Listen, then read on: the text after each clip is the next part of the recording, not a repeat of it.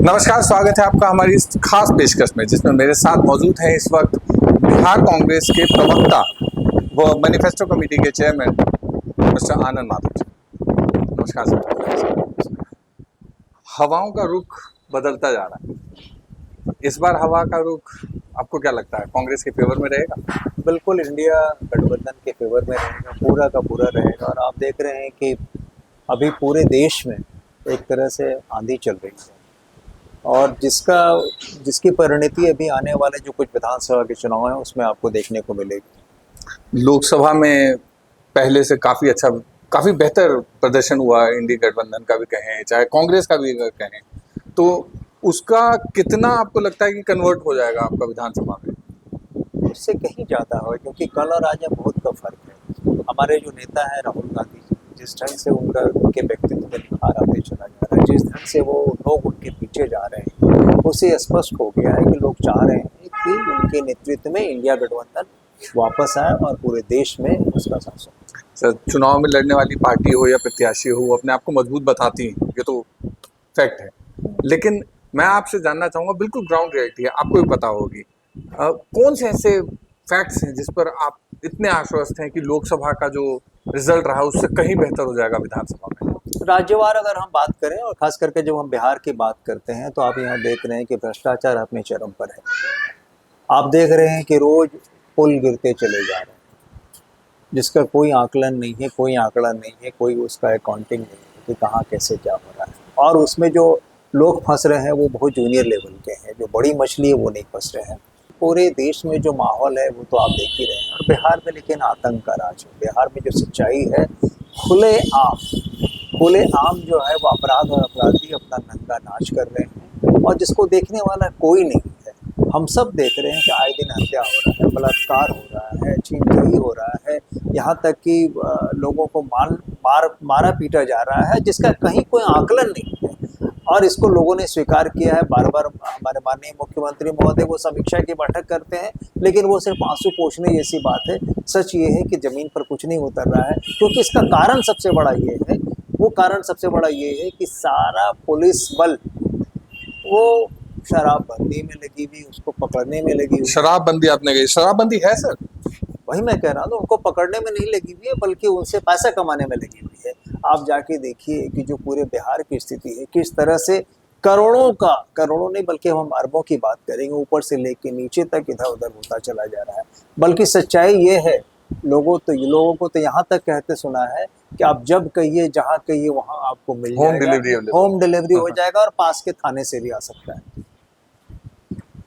तो मतलब आपके हिसाब से भी हुई नहीं ना किसी भी तरह से नशाबंदी यहाँ नहीं लागू? बिल्कुल नहीं हुई नशाबंदी, तो वो माहौल उसका उड़ा है हर जगह। अच्छा, मान लिया जाए कि आप विजयी हो जाते हैं, यहाँ सरकार बना देते हैं, तो नशाबंदी क्या रहने देंगे या हटाएंगे? देखिए, हम इसकी पूरी की पूरी समीक्षा करेंगे। हम देखेंगे कि यहाँ पे जनता को क्या स्वीकार है, उसके हिसाब से काम करेंगे। बीच में 9-10 महीने की सरकार भी आप लोगों की आई, तो क्या समीक्षा की गई थी उस वक्त? नहीं, ऐसा है कि जो हमारी सरकार आई थी, आपको सब जानकारी है पूरी तरह से कि उसमें हम लोगों को खुले हाथ नहीं थे काम करने के, हमारे हाथ बंधे हुए थे। तो जब हाथ बंधे हुए थे तो हम अपनी बात नहीं कर सके थे। लेकिन अभी जब हमारे महागठबंधन की सरकार जो बनेगी, उस महागठबंधन की सरकार में आप देखिएगा कि परिवर्तन निश्चित रूप से होगा। सर, इंडी गठबंधन की जो नींव थी, कहीं ना कहीं आज के जो सीएम हैं बिहार प्रदेश के, उन्होंने ही रखी थी।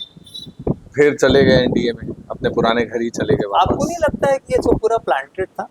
तो ये तो आपको समझने की जरूरत है ना सर। गलती हुई हम लोगों से, हम लोगों ने कैसे व्यक्ति। तो इसका मतलब अब अगर दोबारा आना चाहे तो आने नहीं देंगे उन्हें? देखिए, आना तो नहीं चाहिए उनको। अगर आ गए तो ऐसा है, एक बात समझने की जरूरत है। सबसे पहली बड़ी बात ये है कि बिहार की जनता ने उनको अस्वीकार कर दिया और बार बार कर दिया। और अभी के चुनाव में भी ये बताता है, भले ही आप उनकी 12 सीटें देख रहे होंगे, लेकिन सच्चाई ये है कि वो सीटें किस तरह से आई है हमारा आप सब जानते हैं इस बात को। और एडीआर की रिपोर्ट अगर अभी आप देखेंगे तो स्पष्ट हो जाएगा कि अगर थोड़ी बहुत भी और हम लोग मजबूती से लड़ते तो परिणाम कुछ और। चलिए, देखिए, राजनीति में तो रोज एक नई कहानी लिखी जाती है, रोज नया चैप्टर आता है। मुझसे बेहतर तो आप ही जानते होंगे इस चीज को। एक फर्ज करते हैं कि नीतीश कुमार जी वापस आ जाते हैं, आला कमान आपके कहते हैं कि ठीक है उनके साथ कोalition करना है और साथ लड़ना है। इन दैट केस आपको उसका फायदा होगा या नुकसान होगा? देखिए, अब अनुमान के तौर पर कोई बात नहीं कर सकते, जब जैसा होगा हम वैसे ही करेंगे। अच्छा, काफी डिप्लोमेटिक आंसर ये दे दिया डिप्लोमेटिक वाली ये सच्चाई है ना। अब देखिए ना कि उनका नाम है पलटू राम, ये हमारा आप सब जानते हैं। वो करवट ले रहे हैं, अब जब करवट ले रहे हैं तो कहीं ना कहीं तो उनको एक स्टॉपेज मिलेगा। सर खुलकर तो विरोध आप लोग भी नहीं आप कर तो रहे बार बार जो हमारे यहाँ जब आए वो तो उन्होंने कितनी कस्में खाई, हम मिट्टी में मिल जाएंगे, भाजपा से हाथ नहीं मिलाएंगे, अब ये हमारा अंतिम पड़ाव है, क्या क्या नहीं कहा, कितना कोशा, कितनी गालियां दी, लेकिन फिर चले गए। तो सत्ता जो है ना, उनको कुर्सी कुमार उनका नाम ही हो गया, हम सब जानते हैं। तो कुर्सी कुमार कब क्या पलटी लेंगे ये कोई कुछ नहीं कह सकता है। लेकिन हम लोग जो महागठबंधन जो वर्तमान में है, इसमें राजद है, कांग्रेस है और लेफ्ट के लोग हैं, ये काफी मजबूत आपको दिखाई दे रहे होंगे। इसीलिए इसमें दो मत नहीं है कि उनका भी जी लपलपाता होगा कि हम ऐसे तो कर नहीं पाएंगे, तो शायद हम यहाँ आ जाए।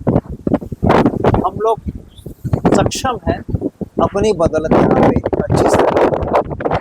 केंद्रवार राजनीति और राज्यवार राजनीति बिल्कुल ही अलग तरह से की जाती है, जो सीटों का बंटवारा भी होता है। तो आपको लगता है कि इंडी गठबंधन का जो समन्वय है इसी तरह बरकरार रहेगा झारखंड इलेक्शन में, बिहार इलेक्शन में, उसके बाद वेस्ट बंगाल इलेक्शन में? क्योंकि आपने पूरे देश की कई पार्टियों को जोड़ के बनाया है, धुर विरोधी भी नहीं है वो पार्टियां आपकी, तो कैसे इस हर कार्यकर्ता बैलेंस की बनाएं? इच्छा होती है वो चुनाव लड़े, हर पार्टी की इच्छा होती है कि उसके अधिक से अधिक लोग चुनाव लड़े, लेकिन कहीं कहीं आके वो ठहरा होता है, जो आपने देखा, जो आपने पार्लियामेंट के इलेक्शन में देखा और पिछले विधानसभा के चुनाव में भी आपने बिहार में देखा कि कैसे क्या। तो निश्चित रूप से होगा, हम कहेंगे हमें इतनी सीटें चाहिए, वो कहेंगे इतनी सीटें चाहिए, लेकिन कहीं ना कहीं समझौता होगा और हम लोग आराम से उस निर्णय को ले लेंगे, और वो निर्णय आएगा वो हमारे भी पक्ष में रहेगा, महागठबंधन के पक्ष में रहेगा और जनता के पक्ष में रहेगा। गारंटीज देती हैं सभी पार्टी, चाहे एनडीए हो, आप हो, सभी लोग देते हैं। आप मैनिफेस्टो कमेटी के चेयरमैन भी हैं। अगर अभी चुनाव हो तो 5 ऐसी कौन सी गारंटी देंगे जो अगले 1 साल 2 साल में आप लोग कंप्लीट कर सकते हैं, जो भ्रष्टाचार मुक्त प्रैक्टिकल हो? बिहार, मैं बता रहा हूँ, भ्रष्टाचार मुक्त बिहार। दूसरी सबसे महत्वपूर्ण चीज ये है, वो है कि यहाँ पे जो परिस्थितियां बदल रही हैं वो है आपका लॉ एंड ऑर्डर, उस पे साल भर में हम पूरी तरह से नियंत्रण कर पाएंगे, ये भी तय है और हम करेंगे उस पे। ठीक है। तीसरी बात आप देख रहे हैं कि शिक्षा व्यवस्था पूरी अस्त व्यस्त हो चुकी है, स्वास्थ्य व्यवस्था बहुत अस्त व्यस्त हो चुकी है, और जिस राज्य में शिक्षा और स्वास्थ्य सही नहीं है उस राज्य में कुछ भी सही नहीं है। तो हमारा फोकस रहेगा कि उस पर ध्यान देना और किसानों को आगे बढ़ाना, और नौकरियां बेरोजगारों को देना, ये तो प्राथमिकता हमारी, तो लगता है हमने 5 से अधिक ही कर। कुछ नई पार्टियां भी आई, वही मैं कह रहा था कुछ बड़े बड़े लोगों ने भी किए हैं जो कि क्लेम करते हैं कि वो जितवाते हैं, गारंटी है जीत की, मैं नाम नहीं लूंगा।